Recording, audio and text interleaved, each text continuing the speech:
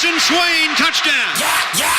It's time for the Swain Event with your host, Jason Swain. My man. Real sports talk for the real sports fan. All you chumps are gonna bow when I whoop him. It's time for the Swain Event, fueled by Dead End Barbecue. Give me to his house and a Ric Flair.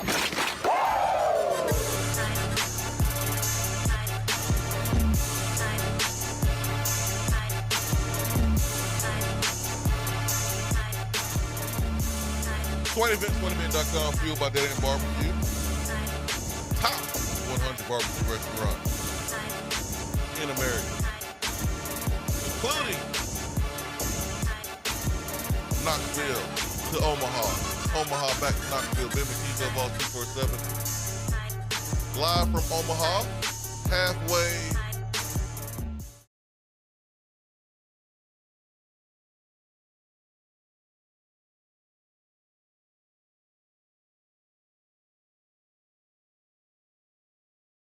Special morning because we woke up this morning as national champions of the 2024 season. Tennessee beating Texas A&M in the final game 6-5 to claim its first national championship. Ben McKee, have you recovered from last night? Not yet. Good morning. No, not even close. I don't know that I will recover from last night. Well, here we are, man. I'm here. Here we are, national champions, man. From your first time arriving on campus to cover the Tennessee baseball team to this point, how hard is it to put in words? Man, that is a loaded question. It is pretty hard to put in words just because there's so many moving pieces and so many pieces to the puzzle. This isn't a 50-piece puzzle. This is a, 10,000-piece puzzle. Do they make 10,000-piece puzzles? I'm sure they do. If I'm sure they do too. I'm sure they make more than that as well. However, the most puzzle pieces there are for a puzzle, I'm sure that it applies to Tennessee because there's just so many people that went into last night's national championship. Obviously, this year's team is the one that got over the hump, but there were so many players and other coaches and support staff that helped lay the foundation and helped Tennessee win this national championship. So it's really difficult to put into words just because there's so many pieces involved to the puzzle of why Tennessee was able to reach this point with this year's group, with the program overall, with what Tony Vitello has been able to do in his 7 seasons on Rocky Top. It's pretty remarkable in a whole lot of ways. It took a special person. It took a special personality to get everybody to come together and produce a national championship. And it's always been clear that Tony Vitello ticked a little bit different than most, and he had an edge to him. And Tennessee baseball was in a spot when he took over to where you needed somebody with an edge to get you over the hump, and that's exactly what happened, along with the help of several coaches and a whole lot of players. So it's hard to put into words. I don't know if you can do it better than me, but there's been so many moments across the last 7 years that point to this moment, and it's really not a surprise that Tennessee baseball is national champs under Tony Vitello because it's just been building for quite some time, and a couple of those puzzle pieces, it's hard not to look at those pieces and think that, okay, what could this be the start of? Like, I know that this was kind of a culmination of the last 4 years. I mean, nobody has been better in college baseball than Tennessee since the start of 2020, really. Certainly since the 2021 team. So it was just a culmination and a boiling point for Tennessee to get its first national championship, and hard not to think that with how young Tony is, with the resources that are currently being pumped into the program. You know he's always going to have elite talent. You know that he's always going to have a strong staff alongside him.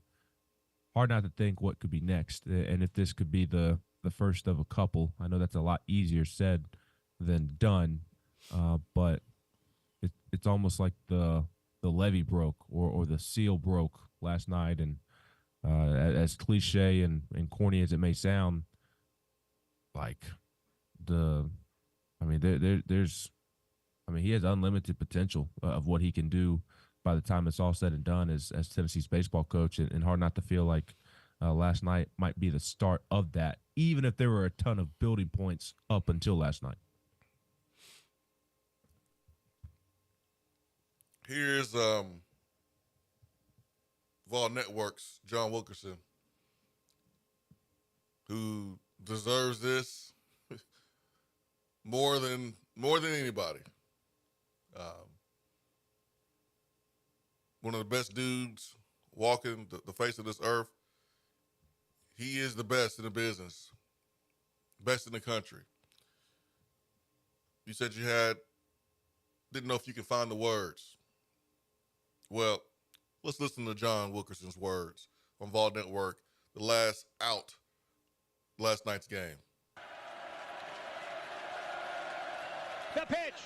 Swing and a miss. That's the ball game. How about that? The Aggies scored 2 in the ninth, but the Volunteers, Tennessee, the climb is complete. They have reached the summit. The Volunteers are the very best in college baseball. And the championship flag has been planted on Rocky Top. For the 60th and final time this season, Tennessee says hello win column and hello national championship. Everybody in Vol Nation can stand and repeat or say with me, while they are wearing black, the national champion is clad in big orange. It's Tennessee over Texas A&M. The final score, Vol 6, Aggies 5. The dream has come true.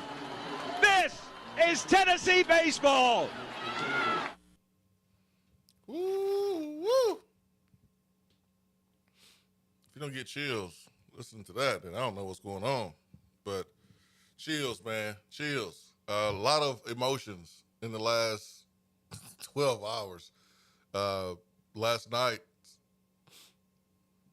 home run by Dylan Dryland, and then Hunter Inslee with the Euro at the plate to put the sixth run on the scoreboard.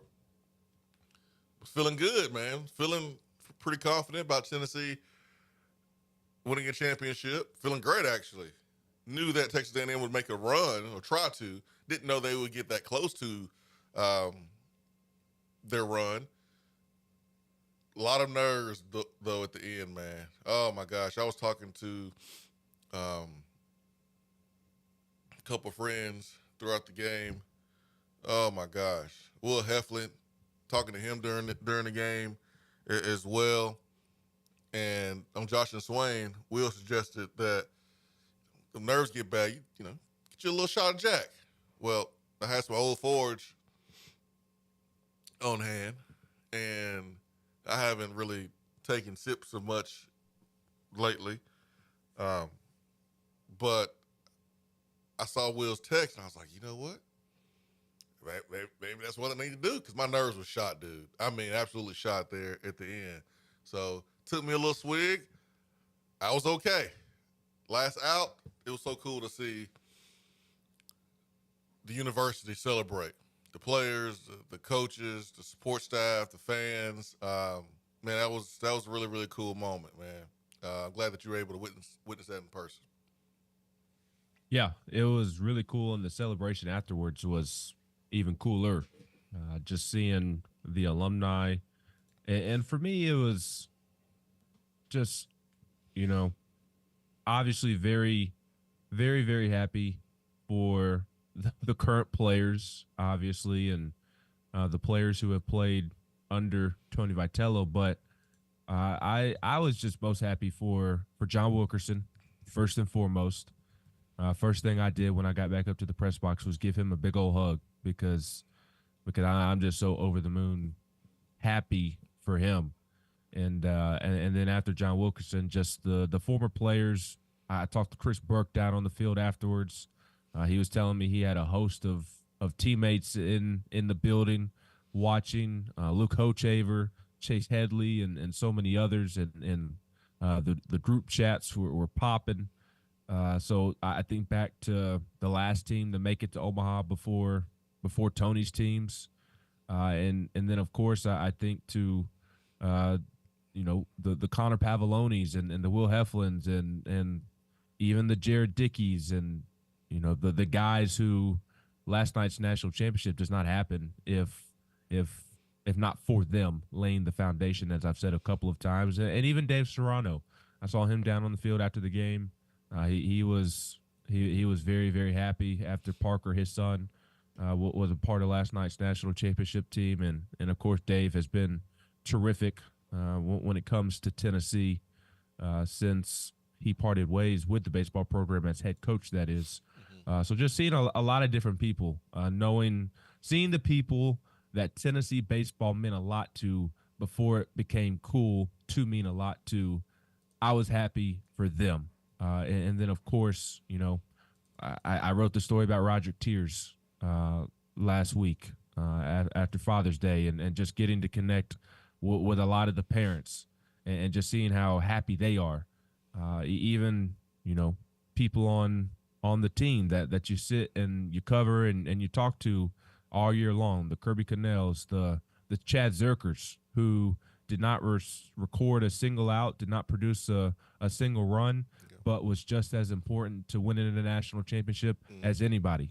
The people that you get to build a relationship with as you cover them on a daily basis for so many years. It was just really happy for a lot of people last night. And I know a lot of Tennessee fans were just over the moon happy, are over the moon happy this morning as they wake up and getting to share that with loved ones. Man, there's no better feeling, I imagine. So just simply happy for so many people because a lot of people deserve this. But it got hairy there towards the end. But there's so many people who deserve credit in terms of the plays that were made in last night's game. I mean, Dylan Drouling had the big home run. Hunter Ensley, I mean, he literally was the difference in the game with that swim move he had at home plate to avoid the tag and get a hand in there and touch it and be safe. I mean, that was literally the difference in the game because of how the game played out. With a sore hamstring. Say that again? With a sore hamstring. Like, yeah. Seeing him round third, and like that's when you re-aggravate your hamstring right there, Ben. Is it like when you're overstriding and you having those long strides? That run from second to home, that could have been a moment where you do something to your hamstring, but it didn't matter, man. All he cared about was getting to the home plate and putting a run on the board for his team. Yeah, and Wes got to talk to him after the game, and Wes said that Ensley told him that hamstring was like around 50%, that he was about 50% healthy these last couple of games. Whether or not he was milking that, I don't know, but he was not 100% is the point, and he still found a way to score all the way from first base when it mattered most to produce for his team. And I thought Tony Vitello summed it up perfectly, that there's no better description of this Tennessee baseball team, this Tennessee baseball program, than that winning run. Like, it is very fitting that was the winning run, just because it was built off of so much grit and toughness and determination, and on the backs of guys like Hunter Ensley. I thought that was very, very cool. And then Kirby Cannell coming in, he ends his career in typical Kirby fashion, back-to-back strikeouts in the 8th inning. And then Aaron Combs, man, just had a couple of pitches go haywire, but for the most part, he was absolutely filthy out there and was able to get it going and send the national championship back to Knoxville. Yeah, you can tell Combs was pitching with that passion, man. You can hear it through the television. You can see it coming off a performance yesterday. Day before yesterday, we threw for 65 plus pitches, 70 pitches. Just remarkable. All right, let's get to the phones this morning. 865-255-03. Good morning. Good morning, guys. I tell you what, that playback with John Wilkerson made my eyeballs sweat. And Sunday evening when they played, I listened to it, watched the game up to I had to leave to go to church, and then I had Bible study, and of course I kept my phone turned off, and when it got through, I reached over and turned it on, seen we was back in it, and then we was ahead, and looked like we was going to win it. And I got happy, and they thought I got happy in the church. The spirit fell on me, I think, but I was excited. But when I sat down last night and watched the game, I was thinking this team left their DNA all over that field. Touch DNA from the outfield. Instantly, I know that Ben just got through talking about it, but that play was a play. And I knew when he made it, I said, that's the difference maker. I mean, there's, you can't lead off it. The first at bat, Simo took it yard. But, man, I was so numb. We're national champions. I was 1 year old when we was in this position. My dad told me, wow, God bless you guys. I'm out. Big thanks, Turkey Man. Thank you. I was talking to a friend I was texting back and forth with a friend, and he was like, I'm in tears. I understand. You're just so happy for the school that you love when you see that that school accomplished the ultimate goal, which is winning a championship, and you see the unselfishness. And Ben, we had a he was part of a very passionate conversation. 2017, you was producing at the time. We didn't do the show here. It was during the crazy coaching search of the previous coach. And that conversation was about the power being in the people. And it's not about investing in buildings and having the latest stuff, even though that matters. But we were so fed up with the results that we were seeing with the athletic program and how so many people cared. Turkey Man, dang near in tears. We had many phone calls that day. Folks were just so frustrated, dang near in tears, emotional. We talked about how the power is in the people, how this is a special place. And when you have a group of people that come together and all they care about is the goal, rather than this is a place that can win championships. And we're talking about football, Ben. Well, here we are, June the 25th, talking about a national championship in baseball. But what happened for Tony to be able to do what he did in his 7 years? And I guess you could say 6, because one season you had the COVID season, and you really can't even count that one. But hey, let's say 7. But how did Tony build this thing? He built it by being genuine. He built it by putting good people around him. He built it by attracting good people. And unfortunately, he had to run off some good kids, but bad teammates. He did it with an administration that finally understood that principle of the power being in the people, being with the people. You have block parties each and every day. You had a sea of orange showing up there in Omaha, showing their support. Like, this championship, Peyton Manning said it best, like, this is not the first. Vols are coming in different sports. Why? It's because we understand that the power is in the people. And when you bring people together, man, you can achieve anything. And that's what Tony Vitello has done here at the University of Tennessee. I got one more phone call, Ben. Then we'll take a break. Good morning. Take all the phone calls. Good morning. Good morning, Swain. It's Midland Mafia. What's up, Midland Mafia? Mafia.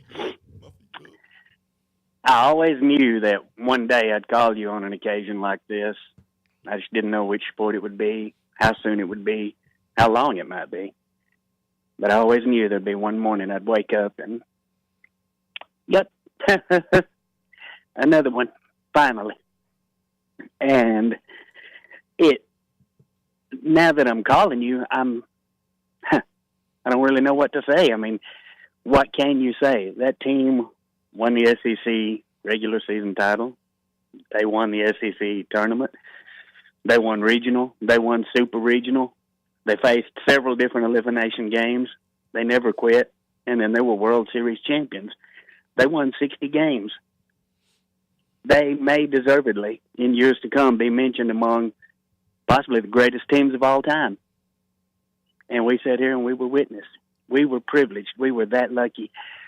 We believed through all the bad times that Turkey Man was talking about and all those things. We endured simply through belief that one day it would get better again. And one day when we walked out, one morning when we walked out and we looked at that sunrise, it would be the exact same color as the current national champion. And that's what happened this morning. I guess the best way to end this call is sometimes I think about the last call you actually had when your show ran every day on a weekly basis. And, of course, you know, I had called in and Volstorm had called in, you know, a whole bunch of the regulars had called in. But the last call was, it was just, I don't even remember her name. It was a female caller, and she just called in to say that, you know, how much she had enjoyed the show, and she had moved away, and it was a way to keep in touch with Tennessee sports. And I thought, what a perfect way for this to end. Because for, you know, all the epic calls and all this and all the noise and all that, it was just a common fan that called in to tell you goodbye at the end. I love you guys. Thank you, Neil Mafia. Appreciate that, man. Appreciate that phone call. We still here though. we here, Ben. We here. But man, what a powerful call from Neil Mafia. Powerful call from John Wilkerson. And Ben, you'll be coming home here soon. You get to hug your boys, and when they get older, you let them know this is why Daddy was gone, to cover the national champions. How about that? Yeah, they're pretty cool. The good news is that they are not old enough to comprehend that I have been long. Shoot, they may think that they don't have a dad at this point, especially my 2-year-old. So that'll be pretty cool. Excited to see them. But just an incredible year, incredible team. It took every ounce of sweat, blood, tears, determination, and I said it several times. I'm sure people got tired of hearing me say it. Like, hey, this baseball team, they've got a ton of skill, obviously, but the difference with this team is just the grit and the determination and the leadership and the desire to want to pick one another up and just play for the person next to you, which when you're playing for your brother next to you and your coaching staff and the people supporting you in the stands, like there's nothing more powerful than when you're playing for one common goal, and that's for each other to eventually reach the goal that they achieved last night. So pretty cool, pretty powerful stuff. Swain Event, fueled by Dead End Barbecue, top 100 barbecue restaurant in America. We will get to the Beatty Chevrolet text box when we come back from our brief timeout. Stay with us.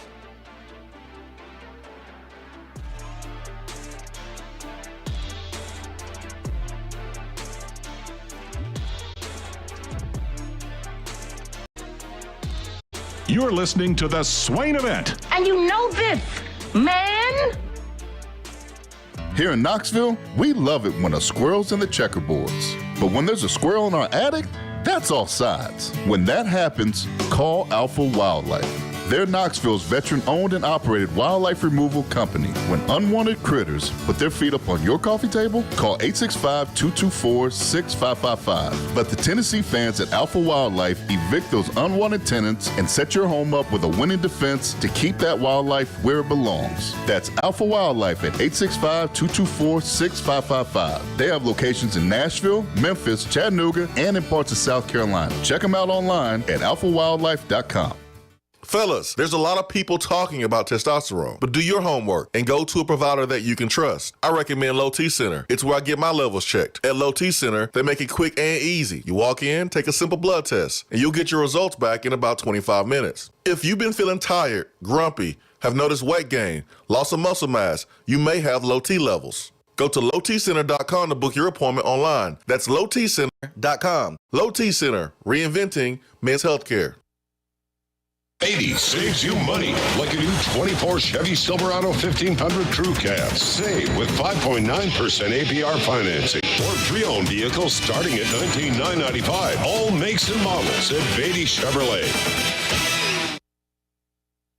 What's up, Swain Event crew? Always happy to be with my friends in the morning. So, everybody has a next chapter in life, right? And sometimes that includes a move. Your next page may have a growing family, or maybe an empty nest, or possibly a move back home. When the time comes, I'll be here to help. Just give me a call. Jennifer Morris, Keller Williams Realty, 865-694-5904, and check out my website, nextmovesmokymountains.com. As always, go Vols! Looking for a different way to enjoy the show? Yes! Then check out Swain Event TV on YouTube.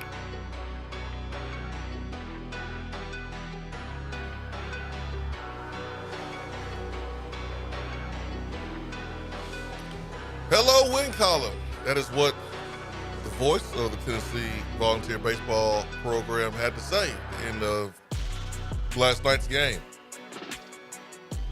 For the 60th time. One of the best teams in SEC history.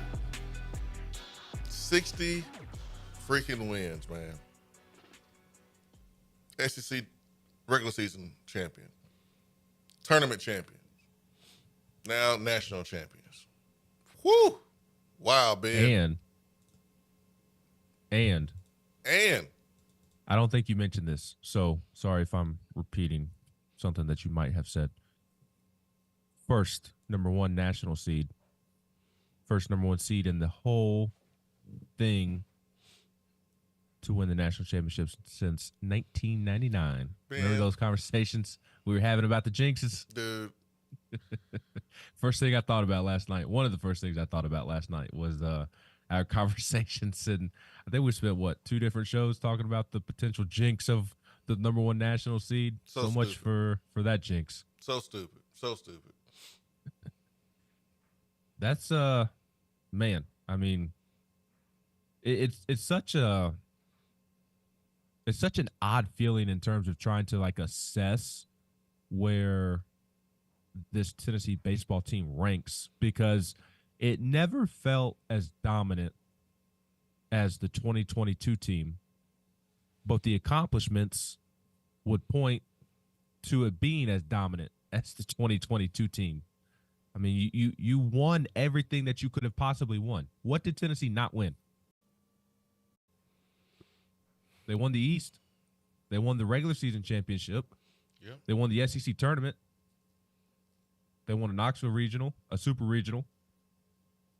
They made it to the finals. They won the finals. They got the 60 wins.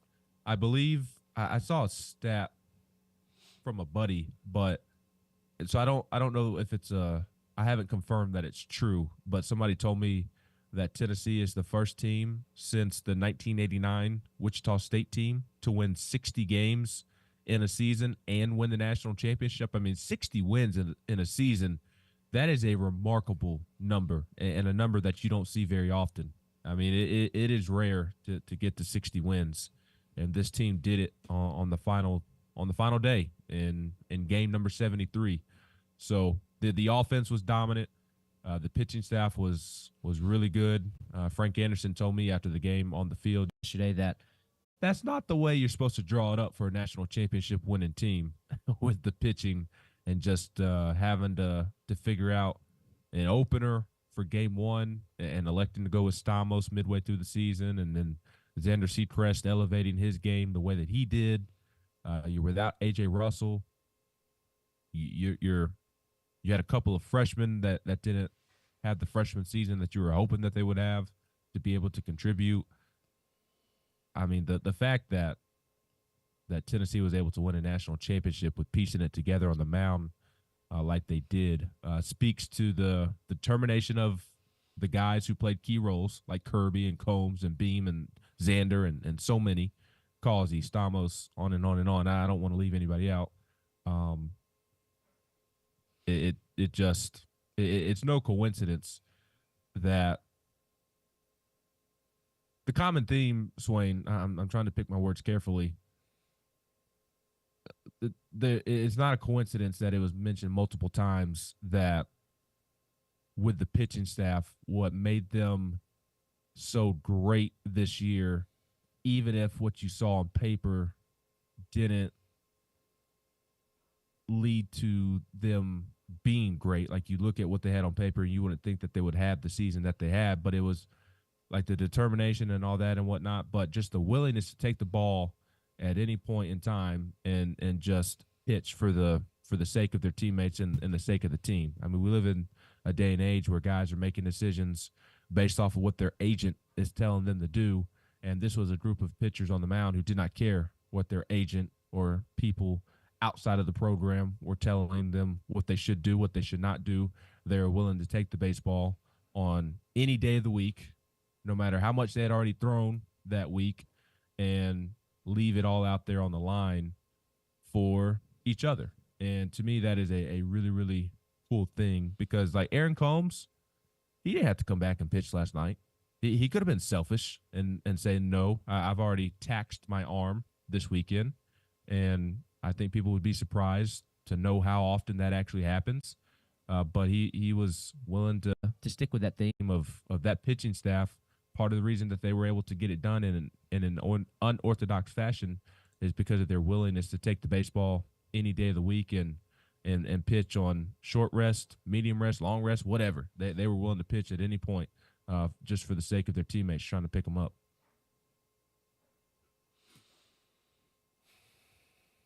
Wow. Dudes won national championship. Ooh, boy. You know it's going to be really, really hard for the naysayers, the haters, the future opponents, because we've seen this play out with different sports. When a team breaks through and they have a coach that is a magnet for talent, this train's not slowing down. And last night, during the Scott Van Pelt broadcast, they had a graphic. Last 4 seasons, Tennessee 211. First in Division I. Win percentage 77.3. First in Division I. NCAA wins 25. First in Division I. Home runs in the last 4 seasons, 566 home runs. First in D1. And last night, Tennessee hit 2 to help. It almost hit a third as far as Tears. Would have been a home run in a lot of parks. But hit 2 to seal the deal. I believe it, if I'm not mistaken, that Tennessee entered the day 2 home runs shy of tying the 98 LSU team for most home runs hit in a NCAA tournament. If I'm not mistaken, something along those lines. I mean, the home runs just were, I mean, they just hit for incredible power all season long, and just about any home run record, team, single season, program record, individually, team records, NCAA records. I mean, any type of home run record, you were threatened this season if you had one with the way that they swung the bats. And, you know, I do think the grit and the determination and the ability to battle through adversity, the leadership, the team camaraderie, all of those traits to a team that it takes a special group of people to come together and produce those traits. Like, that was what pushed them over the hump, I believe, and what allowed them to win a national championship, as I've said many times. But that Tennessee offense is going to be remembered for forever, quite frankly. And something that Will Heflin said on our podcast is just, and I thought he summed it up best, is so many, like, the legacies were already cemented going into that game last night, in my opinion, but just further cementing themselves as absolute legends, not in Tennessee baseball history, in Tennessee athletics history.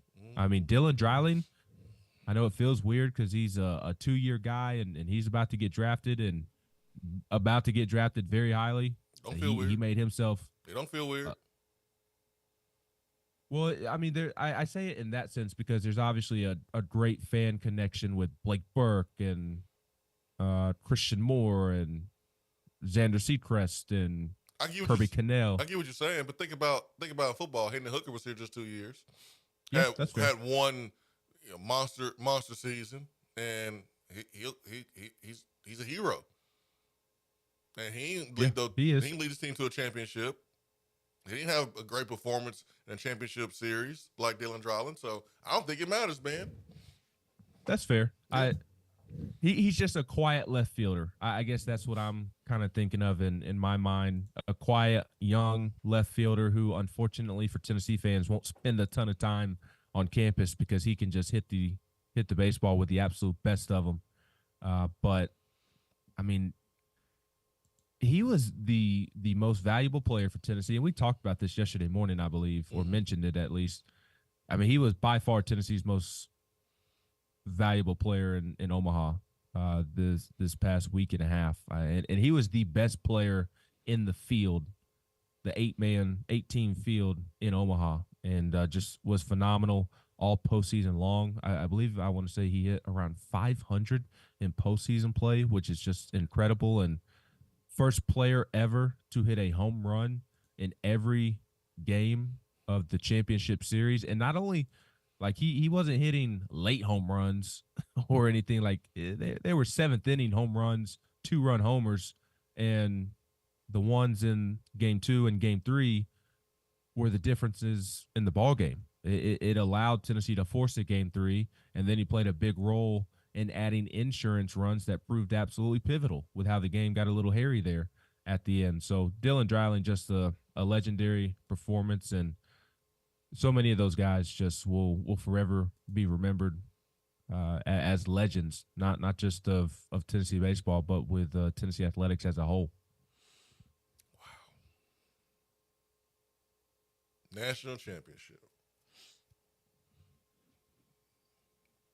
Man, how about that? How about that? And I do want to mention, as we move along here, simple shout out from the great Jennifer Morris today.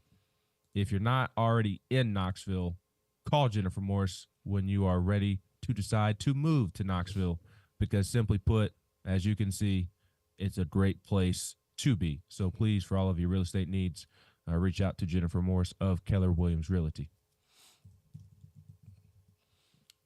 So, there's a parade. The city of Knoxville celebrating the Tennessee Vols' big-time win, the College World Series, and the parade will be today. Downtown Knoxville. Gay Street Bridge around 6:30 p.m. and then march down Gay Street Bridge to Wall Avenue. Immediately following the parade, there will be a citywide celebration in Market Square. So road closures will begin around 6 p.m. along the parade route and around Market Square. So there is going to be a celebration today. There is. I wish that they would have done it on Wednesday instead of Tuesday. Sorry, Ben. And I'm not saying that selfishly. I would like to obviously be there, but and I get it. They're trying to get the celebration in before the baseball team. Everybody goes their separate ways. There's a lot of players going to summer ball. A lot of players are begin preparing for the draft, which is less than a month away. Tony Vitello has recruiting plans on Wednesday. I was joking with him in the hallway last night. I said, 7 a.m. recruiting flight.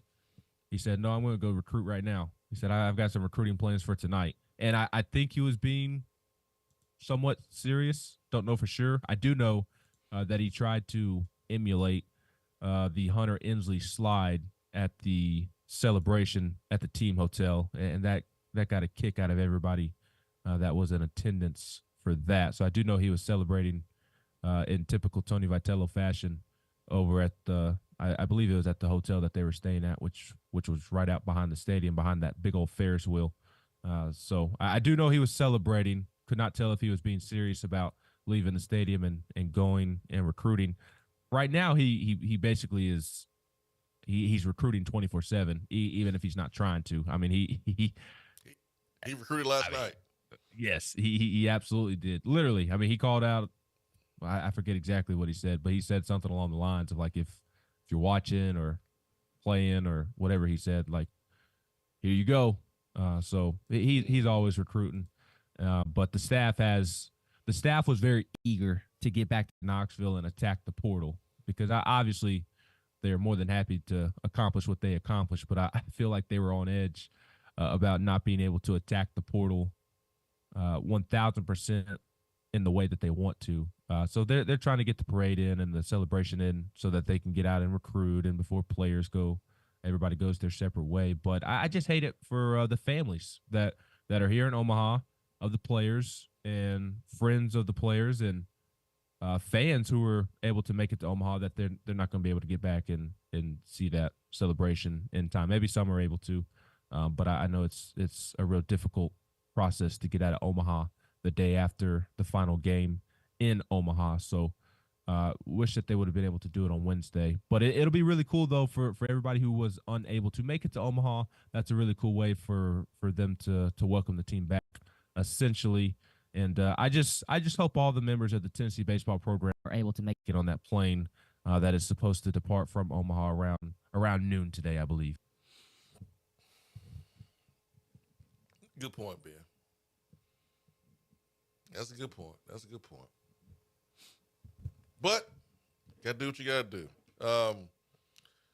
A&M's coach Jim Schlossnagle was asked about the Texas job, which, hey man, that's a real tough place to ask a coach about another job. But he was asked about it, and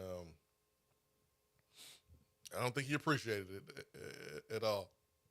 And by the looks and sound of it, doesn't look like he's going anywhere either. So, Texas, you tried to steal yesterday. That's the thing that and this is something we talked about yesterday on Josh and Swain. Texas, y'all had all damn week, all damn last week, all damn week before that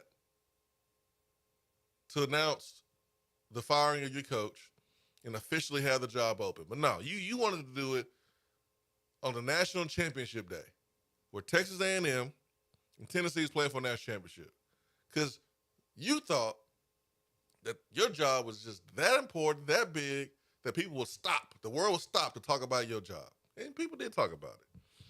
But neither one of the coaches who coached the national championship game going to your school. So, good luck with your coaching search, but you tried to steal the day yesterday. It ain't work. Tennessee all up on ESPN today. I love it. I love it. Tennessee has absolutely nothing to worry about with Tony Vitello.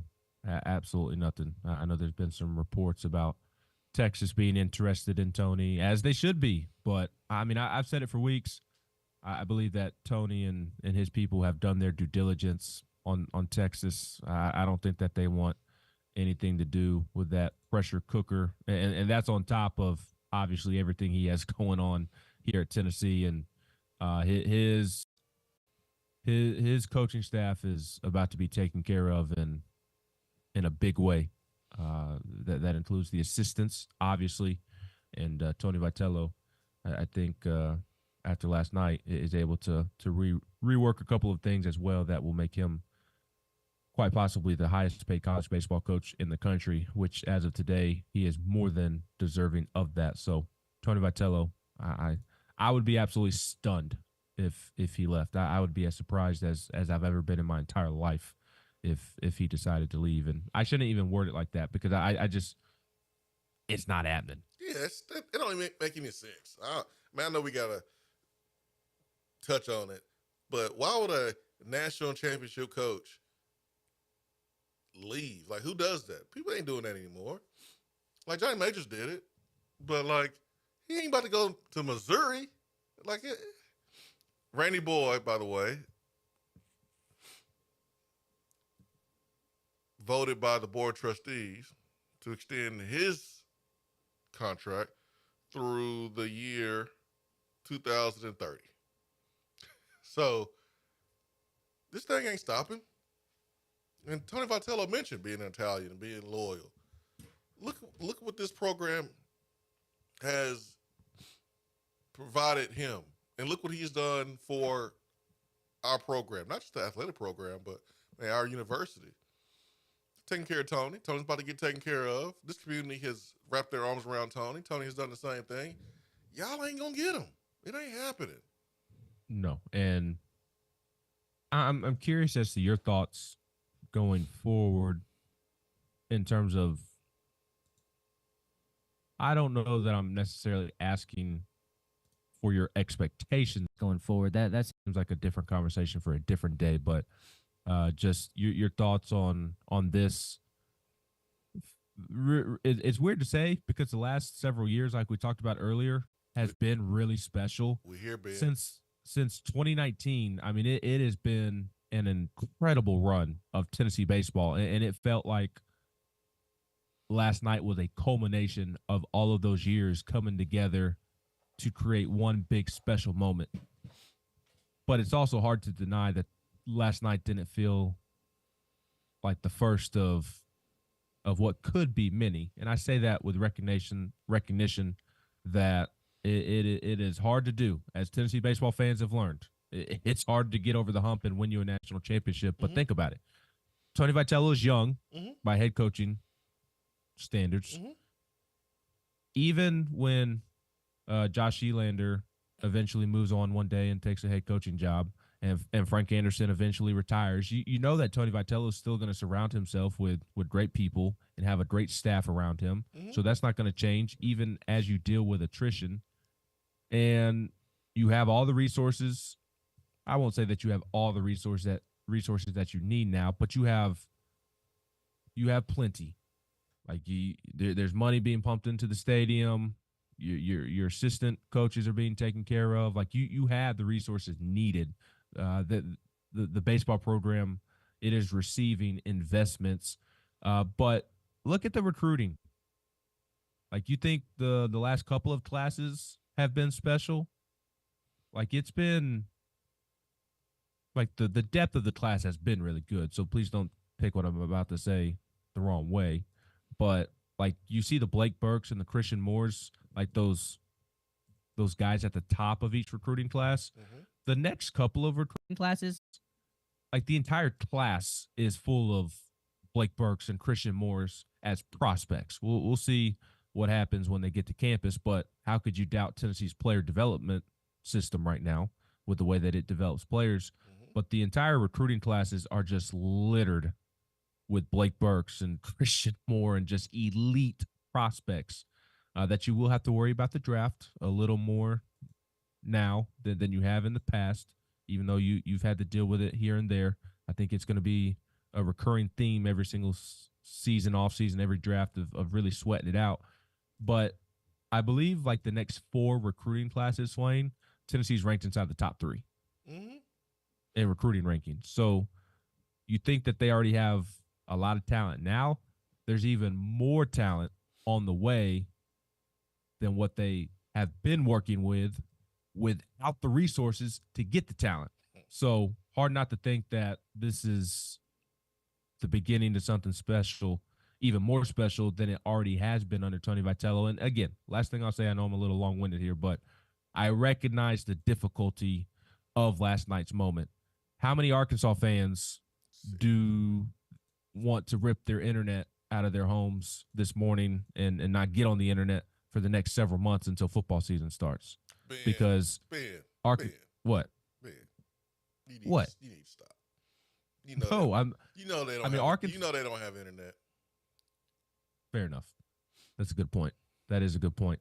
But I mean, Arkansas, their baseball program has been one of the gold standard programs in college baseball for years now, and they have nothing to show for it in terms of a national championship. And how many Arkansas fans would do just about anything for a national championship in baseball? And Dave Van Horn, one of the best coaches in the sport, he doesn't have a national championship because it is just so hard to win one. So I recognize the difficulties of trying to get back to this moment and winning one.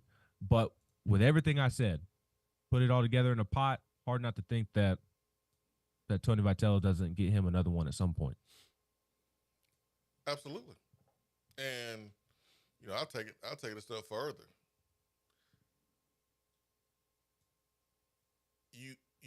You work as hard as you can to be the best that you can, to achieve as much as possible. And people can say what they want to say about, oh man, money ain't everything and whatever. Money's like oxygen. You need to survive.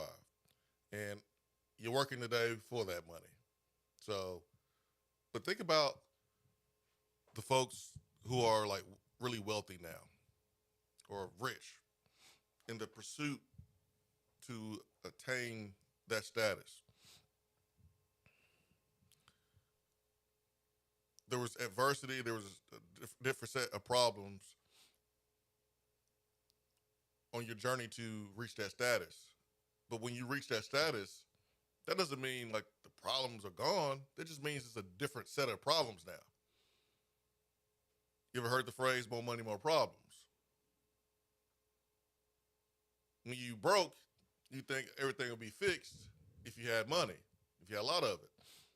Well, yeah, some things will be fixed, but a new set of problems will arise. Because now everybody gonna want what you got. And so there's going to be a new set of problems. Well, Ben, trying to break through that door, break through that glass ceiling, trying to get over that hump. That's a set of hurdles and, like you can say, problems, air quotes. But now once you get to the top of the mountain, there's a new set of problems. And these are good problems. I'd rather have good problems with a lot of money than problems being broke. But now you're at the top of the mountain. There's a new set of problems. Now everyone's gunning for you. Now you have an expectation to get to Omaha each and every year. Now, Ben, we are officially in championship or bust mode now because you've won that championship. You have been number one in the last 4 seasons. You've been the best program. But that's a good thing. The Boston Celtics just celebrated winning the 18th, 19th World Championship. The Lakers, those are the gold standards of the NBA. The 49ers, we talk about NFL, the 49ers and the Patriots and the Steelers. Like, these are organizations that have won multiple championships. So the standard is high. But that's what you want. That's what you want. And finally, Tennessee baseball is in that conversation. Like LSU baseball. If you ain't winning championship, because the standards are so high. Just getting there is not good enough. Kentucky, man, what a great season. Number 2 overall seed. our coach won the SEC Coach of the Year, even though Tony should have won it. Like, that was a great season for them.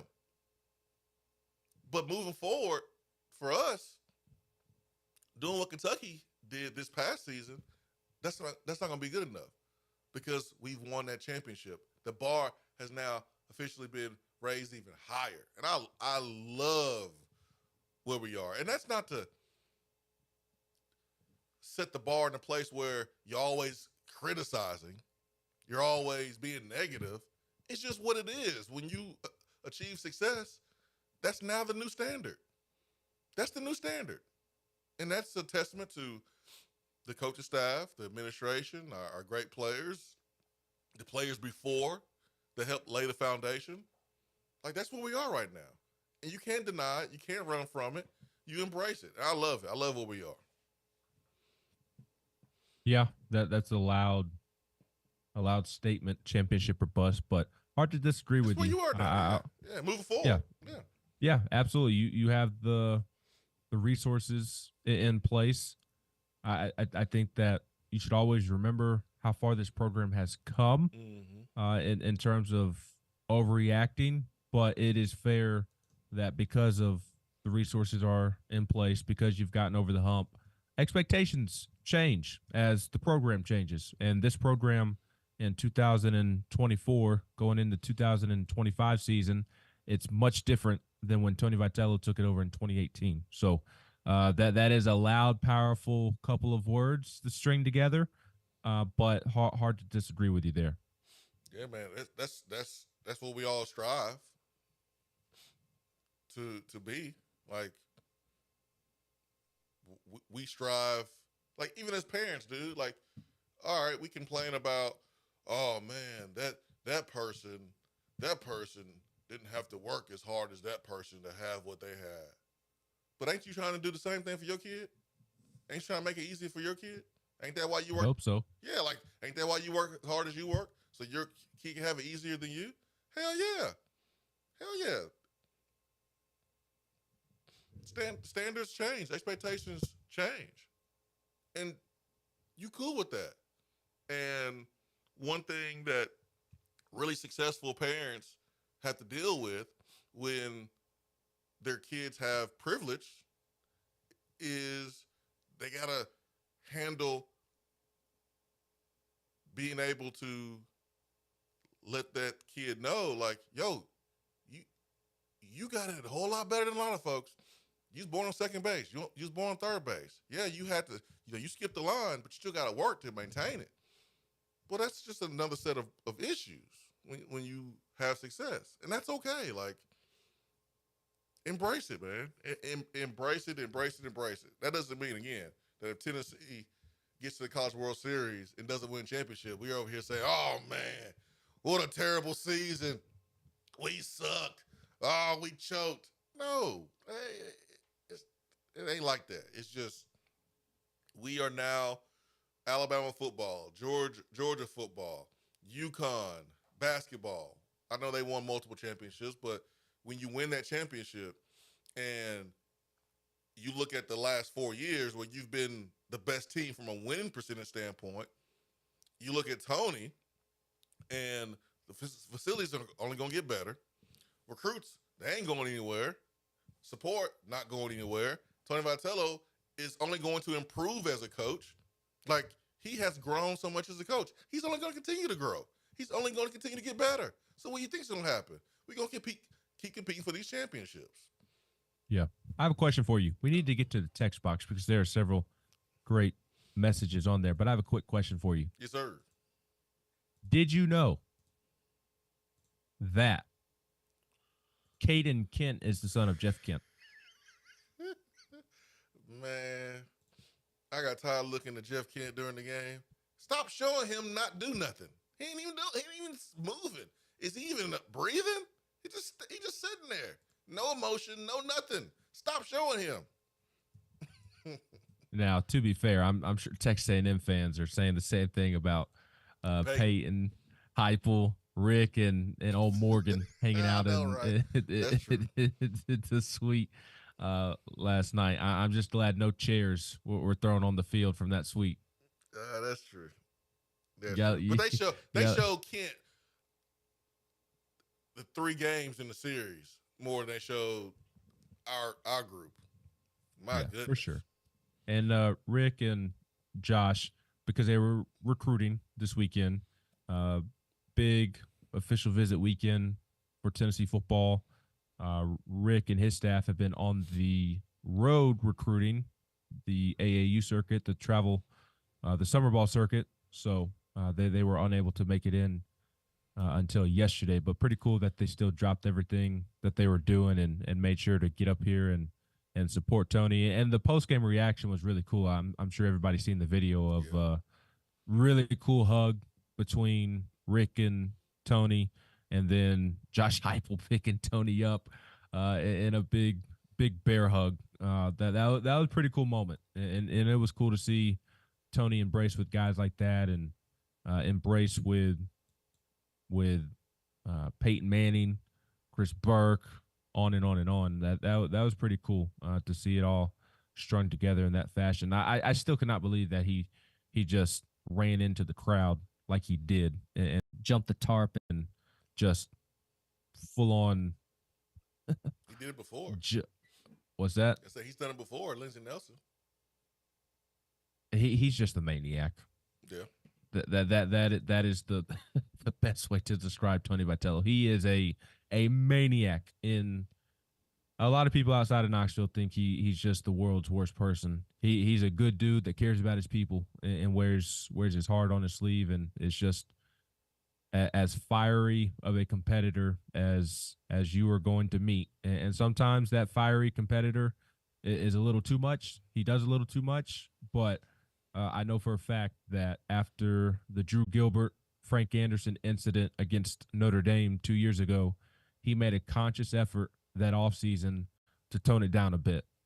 And you're always going to have your funny Tony moments in game here and there, but he's been ejected once the last 2 seasons. And I was driving back from Tennessee basketball's NCAA tournament appearance in Orlando last season when Tony got ejected at Missouri, and was listening to the call in the radio driving back from Orlando. And those in attendance said that when Tony got ejected that game, it was very soft. It was a very soft ejection, and that the umpire was just kind of looking to eject him. So that being your only ejection the last 2 years, after you made a conscious effort to tone it down a bit, and you recognized that you needed to tone it down a bit, that played a big role in Tennessee winning a national championship, because I think it benefited Tony. I think it allowed him to manage in game better. Not that it was a struggle for him before, but I think this was his best year in terms of in-game managing that he's had while at Tennessee and in his time as a head coach. And I think one thing that's kind of flying under the radar, Swain, I think Tony taking a little bit of a step back, I think it filtered down to his players as well. And like Christian Moore still had his moments, obviously, and that there were a lot of fiery, competitive, emotional moments. I'm not saying that there still weren't some of those moments, but there weren't just the over the top moments, and you didn't see that from the players for the most part. And I think that was filtering down from Tony and being able to control your emotions for the most part within a lot of the moments that they faced this season. I think played a big role in them winning the national championship. Heck yeah, man. Heck yeah. All right, let's take a quick timeout, and then we'll get to the text box and finish the show with the text box. 865-200-5503. Appreciate the phone call from Nilla Mafia. Always brings it. It's always thoughtful. It's always full of substance. Nilla Mafia is a real one. Jim McKee, you all right too. Swain Event, be right back.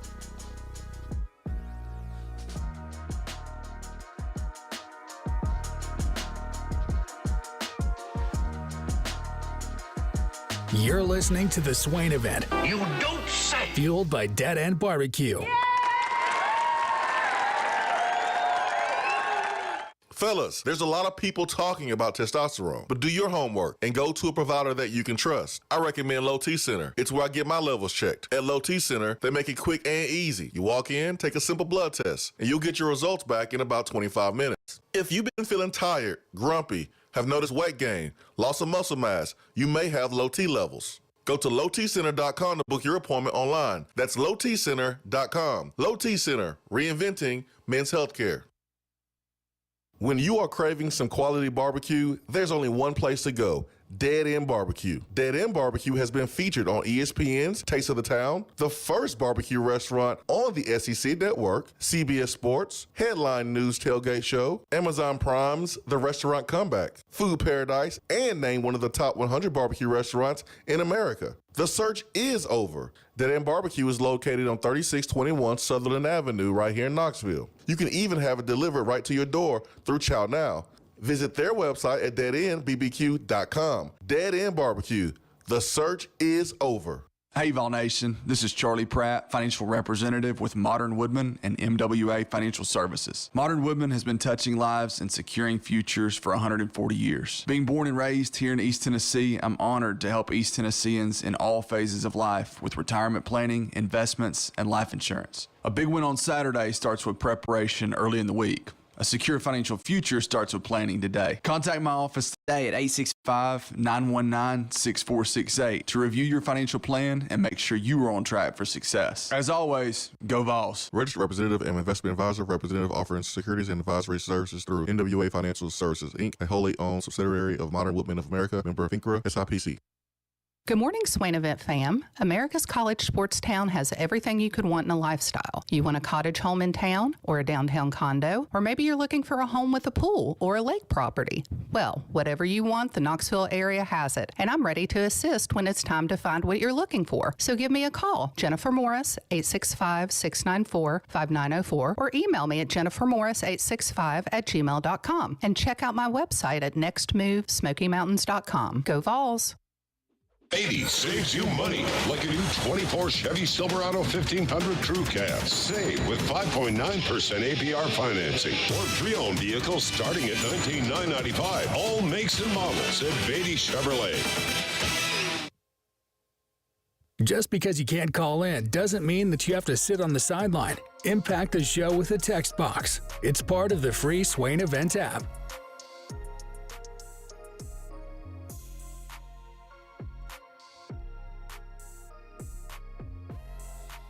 Hiller is making things summer simple for you homeowners. What does that mean? Real-time technician tracking. You'll know exactly when they are on their way. You can trust that they'll have the best and brightest techs in your home fixing your problem on their first trip out. From now until the 30th of June, enjoy a free service call with work performed or take $25 off any plumbing or electrical repair. Visit the website, that is happyhiller.com, for more details. All right, we're going to get to the Beatty Chevrolet text box, and then we'll get to the phones. Vol fan says Tony V definitely was calmer during games this year. When he got less calm was in post-game interviews. His press conferences have always been entertaining, but they were on another level this year, and he definitely had a hard time controlling his potty mouth in them during the postseason. He's usually good about watching his language during interviews, but he let it all out this postseason.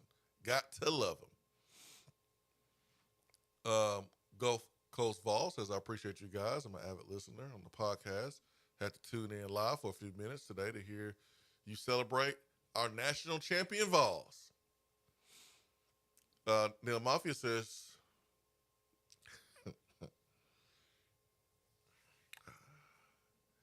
you ready, Ben? You ready for Neil Mafia message? Yes. True story. We respect A&M. We do.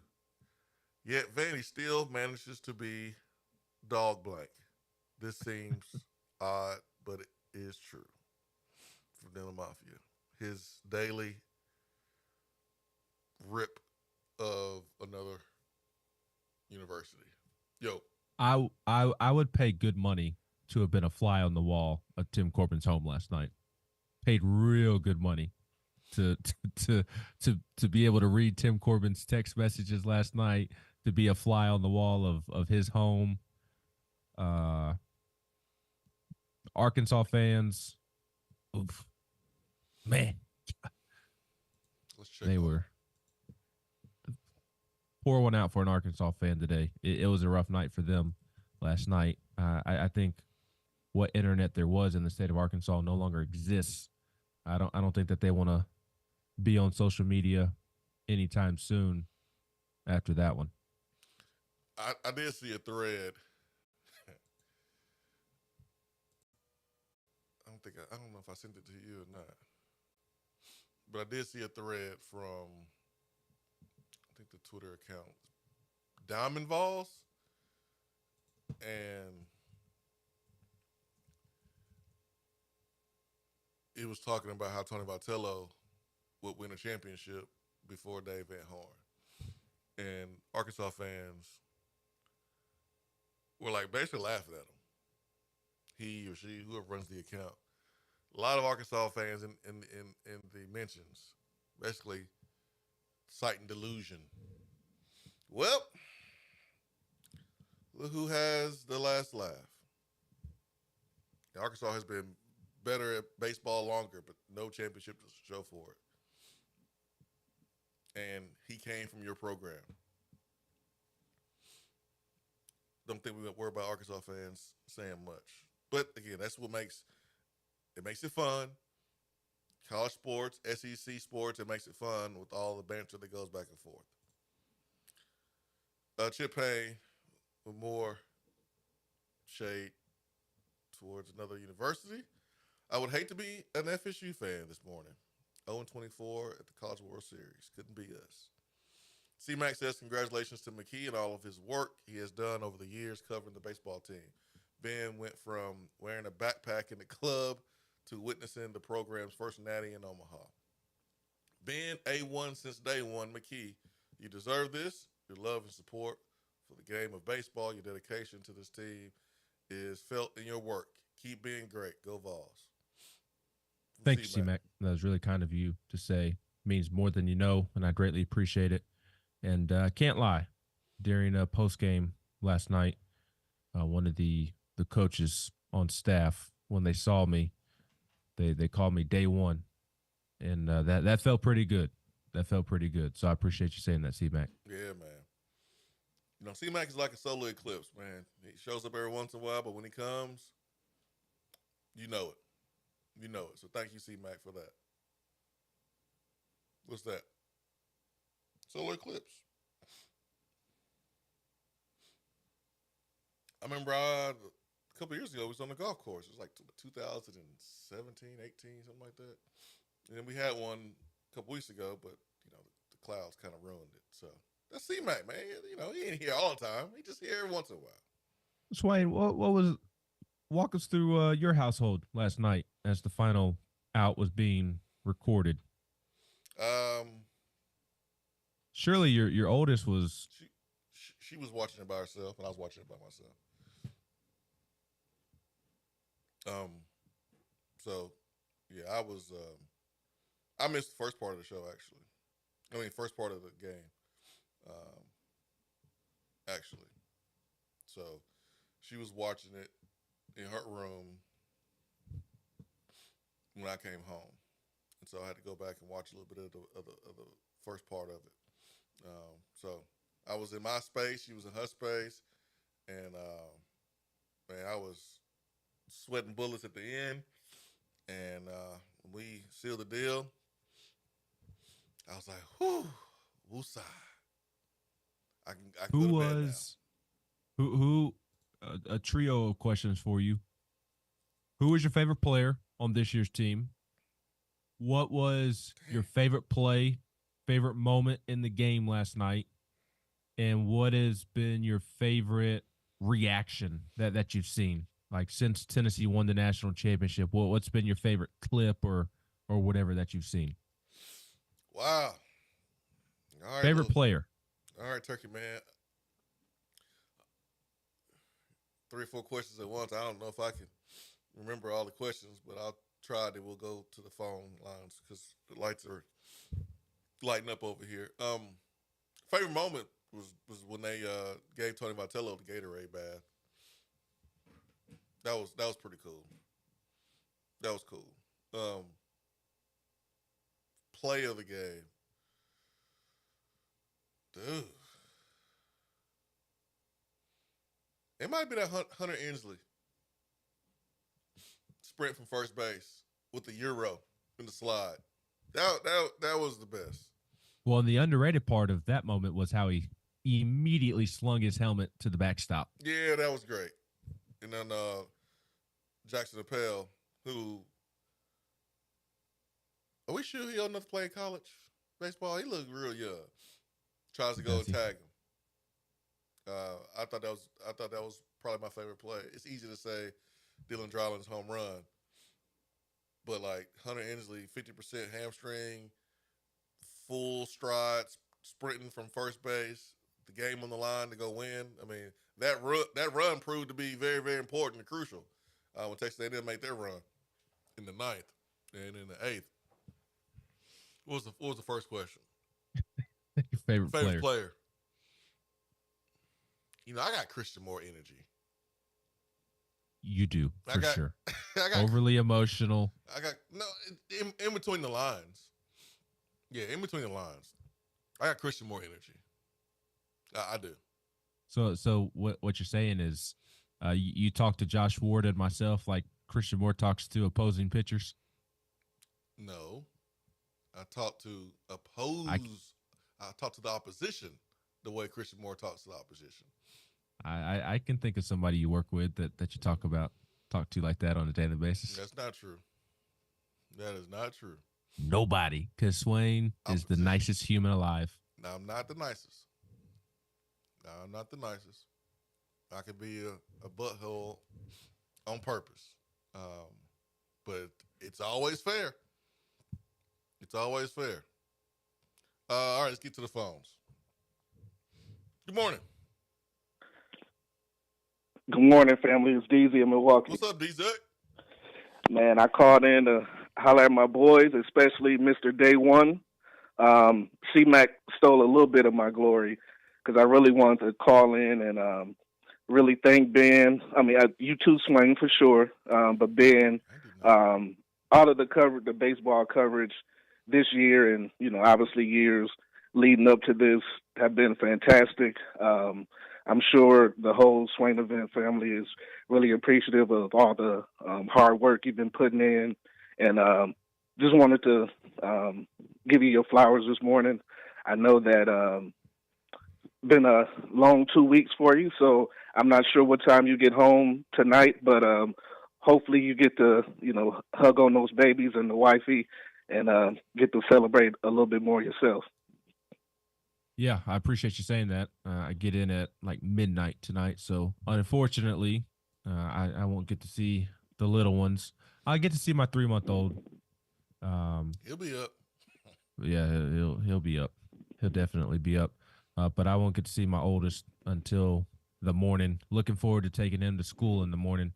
That'll be fun to see him. And my wife, she goes into work pretty early, so I'm sure she'll wake up when I get home. But she'll be asleep and about getting ready to get up. But I appreciate you saying that, DZ. I really do. And I do, while I have a moment, and I'll be very quick, I just thanks to everybody listening, like yourself, DZ, that have put up with me talking about baseball over the years, and especially early on. And I appreciate everybody who's, joined the ride this year, I guess, so to speak, and been very interested in the team. And what I'm getting at is allowing me to do what I love, quite frankly, because if there wasn't people like yourself that were interested, I wouldn't be able to cover the team and cover the sport that I grew up playing and loved so much. So I appreciate folks like yourself and also appreciate Swain going back a little bit in the day to where we would mention baseball here and there. I appreciate you putting up with my baseball comments here and there, and cool to see how much it's grown since those early days of the Tony Vitello era, and when we would mention Tennessee baseball here and there. So I appreciate you putting up with me in that sense, Wayno. Yeah. Piggybacking off the question you just asked, Wayne, about the favorite player, favorite moment, favorite play, I will go with I think my favorite player for sure was Dylan Dreiling. I thought this whole season he was super underrated, and I was, very happy to see how his teammates were reacting to him yesterday, winning the MVP, and again, just glad that people were able to acknowledge how much of a stud he really is. Favorite play, I would say, and Ben, you'll have to correct me or not because I'm not sure if anybody else saw it. I think it was the second or third inning, and Xander was pitching, and he had thrown a strike, and the ump, who I feel like was kind of all over the place last night, but that's neither here nor there. The ump called a ball that everybody in the stadium figured was a strike, and he came right back, threw a strike, struck the batter out, and as he walked off the mound, it looked like to me that he threw a bird up.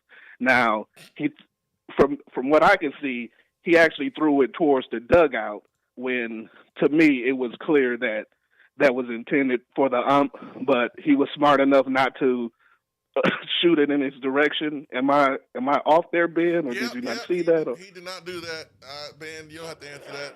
He did not do that. We don't do that in Tennessee. Fair enough. And then my favorite reaction was definitely Tony jumping into the stands with the fans. I mean, that was just electric.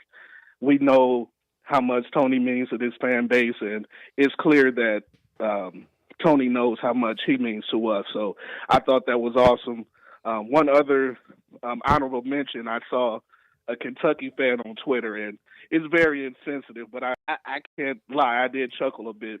A Kentucky fan tweeted that last night was their 9/11. Man, what a loser. Yeah. What a loser, man. What a loser. Yeah, but I'll hang up. I know there's other folks that want to call in and express their joy. Again, it's always good to talk to y'all. It's a great day. And I know one thing. If we're this happy about baseball, when football wins that natty, boy, they're not going to be able to stop us. I'm telling you. Not at all. Not at all. Appreciate you, DJ. Thanks for the phone call. Yeah, Ben, I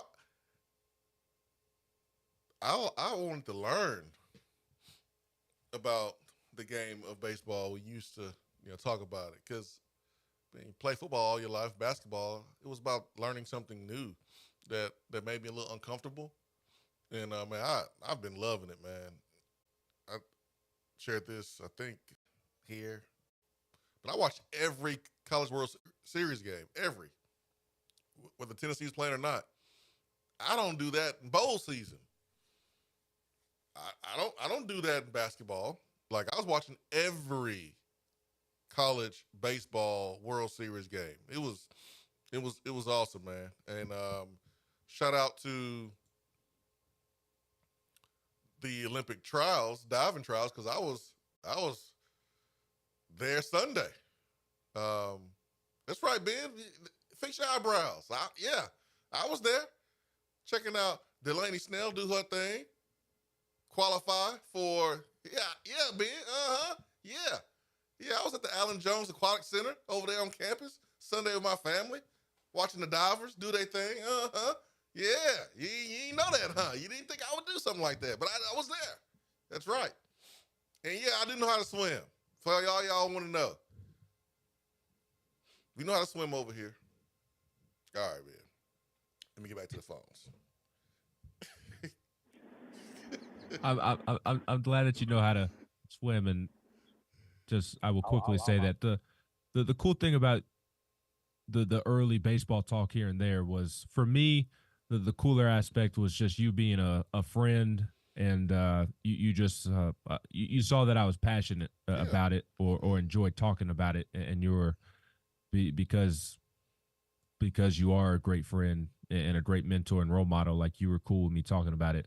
for a couple of minutes. So to me, that was the coolest part of it all, is that on your platform, on your show, you're more than happy to give me a couple of minutes to talk baseball. So I appreciate that. Yeah, 100%. And, folks that complain about topics being discussed on ESPN and topics being brought up on networks, understand that they're being discussed because the analytics and the numbers say that when this topic is discussed, the listenership goes up.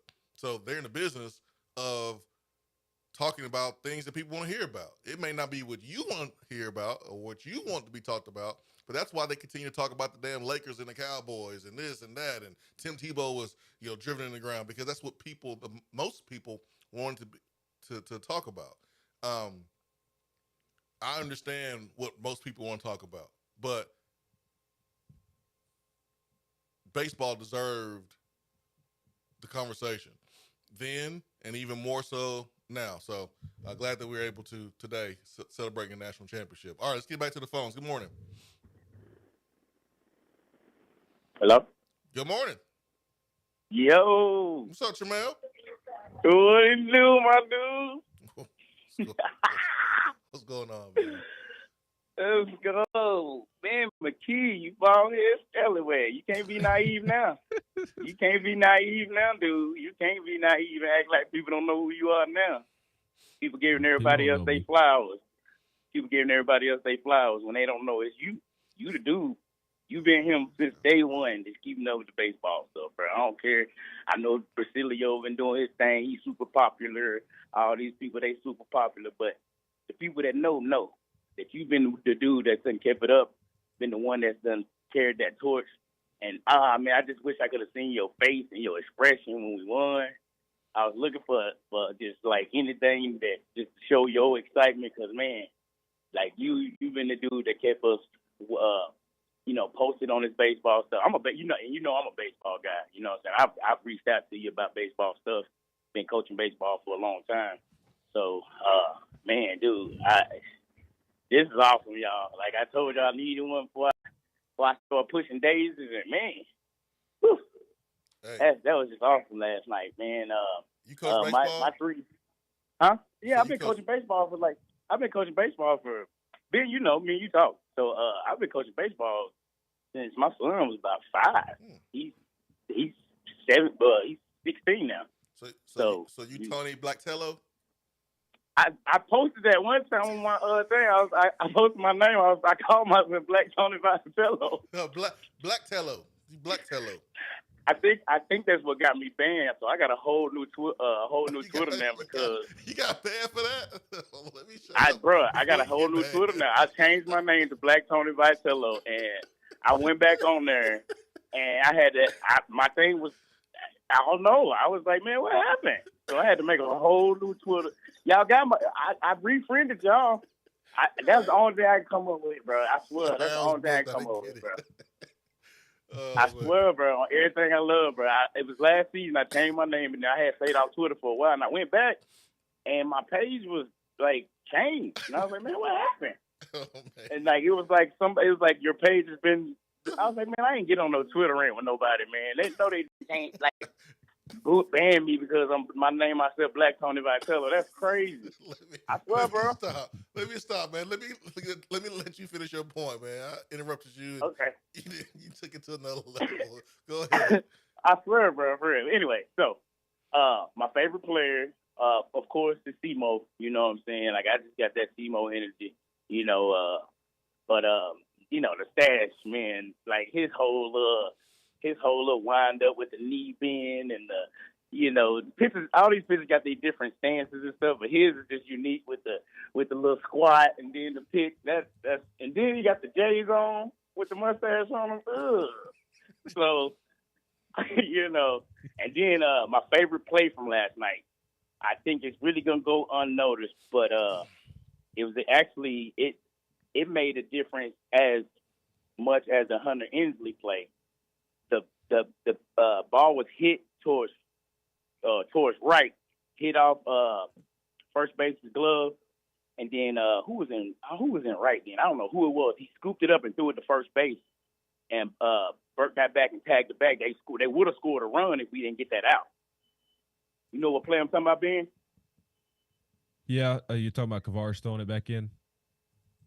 Yes, where it hit off Blake's glove at first, and then he scooped it up, and then he threw it to first base. They had a run on first and third at the time.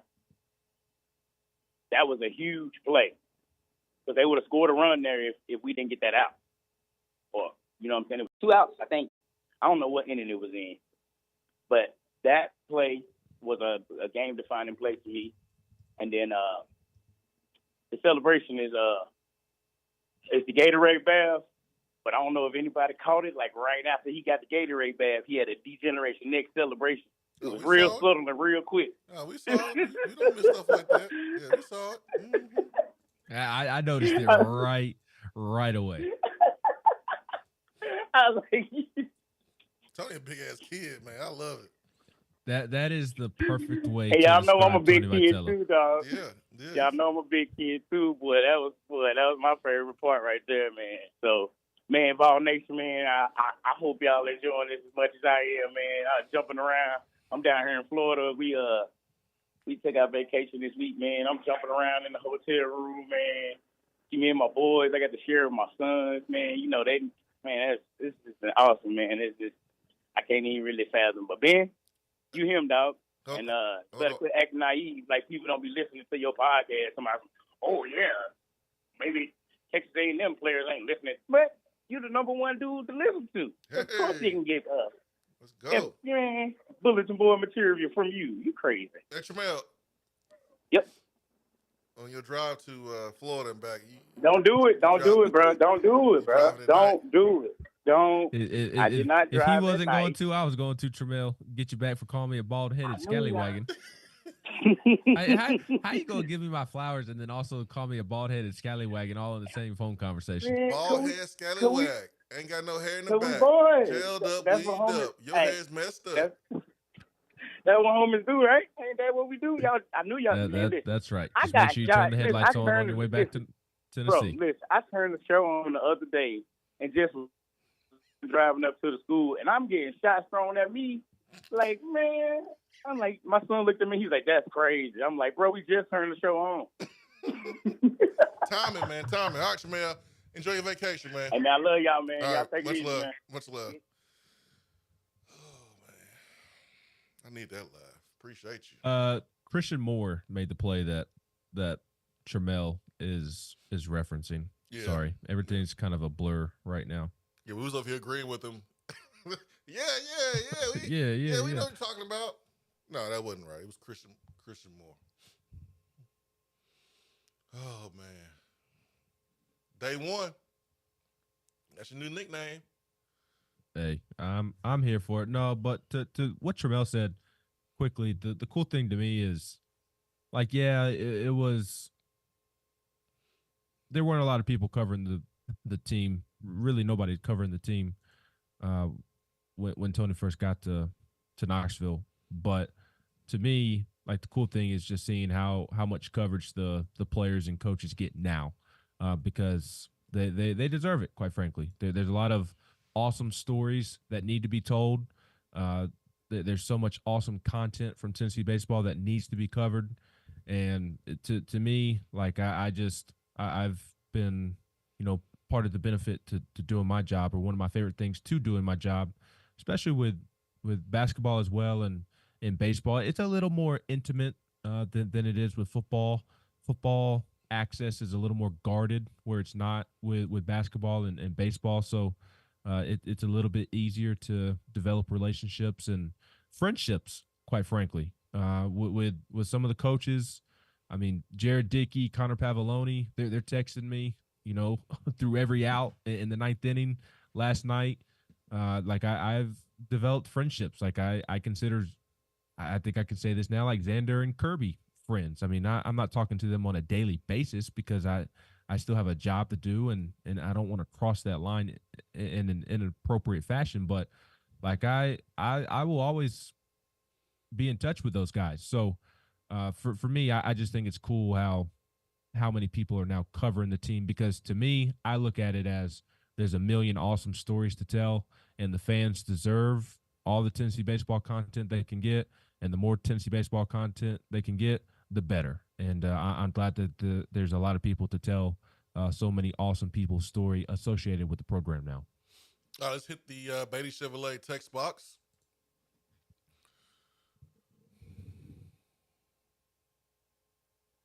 Bo, Ben going to have to change his name to Day One. Thank you, Ben, for your enthusiasm and knowledge over the years. You were responsible for me becoming a Rabbit fan instead of a casual fan. Much love to you guys. My God, it's awesome to be a Tennessee Vol. Thank you, Bo. I appreciate the kind words. Then Mafia was screaming at the ballhead scallywag comment. He got me there. Can't deny it. Chip Payne says, I just know how to doggy paddle. I know how to swim, man. For real. I can swim. I was swimming on Saturday. Like an Olympian, kind of. I mean, he was like 6 foot, but I mean, I swim to the deep end too. Vol fan says, I'll add on the thank you, Ben statements. As someone who has been a diehard Tennessee baseball fan since the 90s and stuck around during the many bad years, Ben was one of the few places I can get baseball info and coverage after I moved out of Tennessee several years ago. Thanks. 44 Vol says, my dad and uncle took me to my first game when I was 4. I was hooked. We went to many more games during my uncle's life. Some games, there might have been 125 people in attendance. But my uncle always said, be patient. We will get there. He passed back in 2016 before Coach Vitello was hired. I tell myself he had something to do with us winning the national title last night. Not going to lie, I cried like a baby. This is special to me and my family. Go Vols. It's great to be a Tennessee Vol.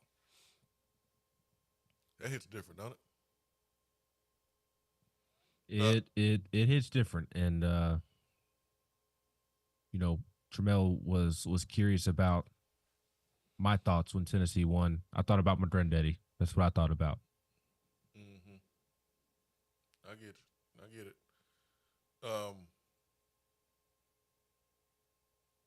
Vaughn Birmingham says the Blake Burke stop at first, and then was about to break it wide open.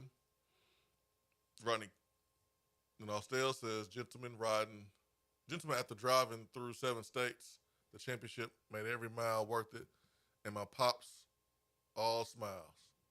That's awesome. That's a moment Rodney will never forget, and I'm sure his pops as well. Glad that you were able to have that moment, Rodney. So remember last year when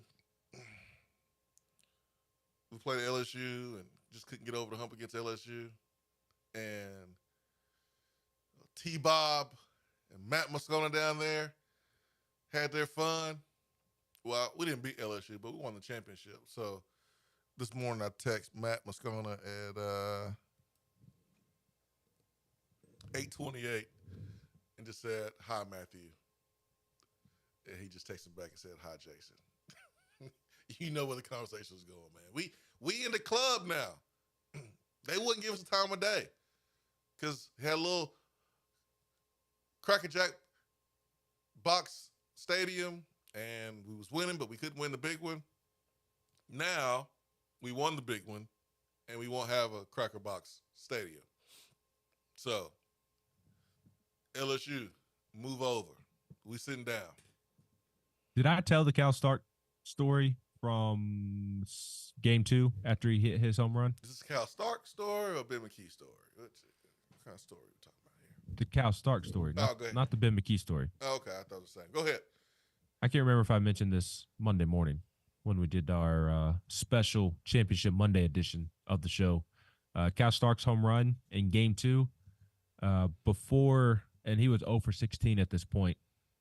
There's somebody in the press box, not a Tennessee media member, some random sitting in the press box, sitting the row behind most of the Tennessee media. And this person saw that Cal Stark had hit 10 home runs on the season. And he goes, I guess anybody can hit 10 home runs in Lindsey Nelson Stadium. Because, again, Cal was struggling mightily at the plate. I mean, in his last at bat, I believe it was the 5-4-3 double play to end the inning. He had a strikeout on a breaking ball that he wasn't even close to the touching. And so that's what this guy was seeing. And then he looked up on the scoreboard and saw the 10 home runs and thinks to himself and says out loud, I guess anybody can hit 10 home runs in Lindsey Nelson Stadium, even this guy. And as soon as he got done saying that sentence, Swain, I mean, as soon as the final word left his mouth, Cal Stark just absolutely launched that home run as soon as that guy got done saying that Cal Stark essentially hits 10 home runs in a season, now 11, I guess, because he plays in Lindsey Nelson Stadium. It was a pretty funny moment. One of those you had to be there moments. Yeah, that's cool, man. He had egg on it. He felt bad immediately. He knew immediately he had egg on his face. Yeah, you know you messed up right. All right, we gotta finish with this, because while Tennessee was out here winning championships, Tennessee football did add a very important piece in that pursuit of a championship, and Tennessee added an elite offensive tackle. Are you aware of this, Ben? Are you aware of what Tennessee football did? I am, because Ryan Callahan had plenty of great coverage of it up on the site at GoVols247.com. Well, tell me what happened then. Tennessee landed essentially a top 100 offensive tackle. And to me, you made the comment, I believe Monday, rightfully made the comment that Tennessee needed more dudes. And I think this guy classifies as a dude. He's a dude. Yeah, he's a dude. He is a dude. So, how you pronounce the last name? All I see is UT. That's all I see in there, man. Huh? How we pronounce his last name? I don't want to mess it up. I think it's Utu. There it is. I think it's Utu. Douglas Utu. Can't spell Utu without UT. That's right. Take that, Steve Spurrier. That is right. So whether he plays tackle, guard, center, whatever, he's a big boy that's coming in with talent, and that's what we need. And I'm going to keep it simple. I'm going to keep it real simple. Sign me up for all the Polynesian offensive linemen and defensive linemen. Oh, yeah. Look, I'll say what y'all are thinking, okay? I mean, I played with Jesse Maulona. I played with JT Mapu. Hey, man. Different. They go hard, boy. They go hard.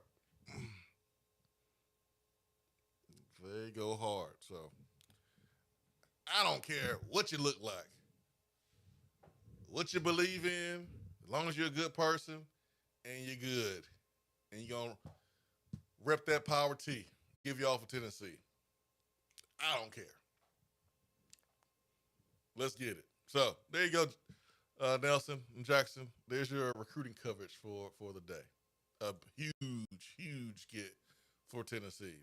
That is the steps we have to take to be able to get closer to winning a championship like Tennessee baseball. Yeah, got to have the quarterback, got to have the big plays on the outside, but getting beat up by Georgia, getting pushed around by Missouri, getting pushed around in games that we lost, that's the missing piece. And we're addressing that. I love it. Ben, anything is possible. Why did Tony say that? Anything is possible. He was too busy sprinting into the stands, and isn't that called a mosh pit when you're sitting there kind of punching on each other and celebrating? He was too busy mosh pitting it up there in the stands, and too busy dropping holy blank. I'm on the jumbotron. There it is. Post-game press conference. Boy, I think I missed that. You missed that? I think I missed that, dude. Oh, you go back and I wouldn't sleep after the game, dude. I was emotionally tired. Must have been nice. Yeah, go back and find Tony V's post-game press conference. Not the usual one he does, but post-game interview, I should say, with Chris Budden. He said, "Holy-ish." Yeah, I saw that. I must have missed it, but I did see that one because it ended after something happened where it just ended abruptly. I'm gonna go back and listen. The broadcast did? No, like the interview. It wasn't like all right, here's the last question. Thank you. Like something happened. Again, I was out of it at the end of the game. So. I think Tony was out of it as well. And I think the ice bath ended it. And Tony said, "To heck with this. I'm out of here." Yeah, that's what it was. My other favorite quote, I don't know if this was on the broadcast. Dylan Dreiling was holding the trophy, and I think it was Chris Budden asked Dylan, "How does it feel to hold the trophy?" And he goes, "It's heavier than I thought it was." Yeah, it's heavy. Dylan Dreiling is a man of few words. I will say this. I got to catch up with him on the field after the game, and he actually, by Dylan Dreiling standards, a man of few words, gave me some really insightful, thoughtful quotes about why he committed to Tennessee before Tennessee burst onto the scene in college baseball. And he told me, I didn't know this, but he was in the stands out in left field because he's from Kansas. He was in the stands for Tennessee's first game in Omaha back in 2021 out in left field. I thought that was pretty cool. So speaking of Dreiling and me talking to him, that's on the Go Vols 24/7 YouTube page. There's a bunch of other interviews on there as well. I talked to Drew Beam, Kavaris Tears, Frank Anderson, Josh Elander, Cal Stark, Charlie Taylor, Billy Amick, and others that I'm sure I'm forgetting. Did Billy smile yesterday? Billy did smile. Yeah. Billy did smile. Yeah. It took him a moment, but he smiled. And I'm kidding, man. I thought it was cool. He said that he wished that he could have been able to play all 3 years at Tennessee, and that he's a Vol for life, and he hopes that Tennessee fans remember him in that way. That's right. We do, man. We do. It's funny because that's the same thing Dalton Connect said. Same thing. So if you're a freshman or sophomore thinking about transferring, don't be like Billy and Dalton. Come now. Come on down. All right, Ben. You got some packing to do. You got some work to do. We got some more celebration to do. We'll do that today. We'll do that forever, thanks to the 2024 Tennessee baseball team. What a magical run. What a fun season it has been. But like the sheriff said, this is only the beginning. More is to come with baseball, but in other sports as well. And, man, what a season. Hats off to Texas A&M for a really great series. They were not the favorites. I know they're going to be kicking themselves. They were up a game and up 1-0, game 2 in the 7th inning, and was unable to seal the deal. So, hats off to them for a really good season. But Tennessee Volunteers, national champions. Ben McKee, Go Vols 247. I'm Jason Swain, live from the Low T Center studio.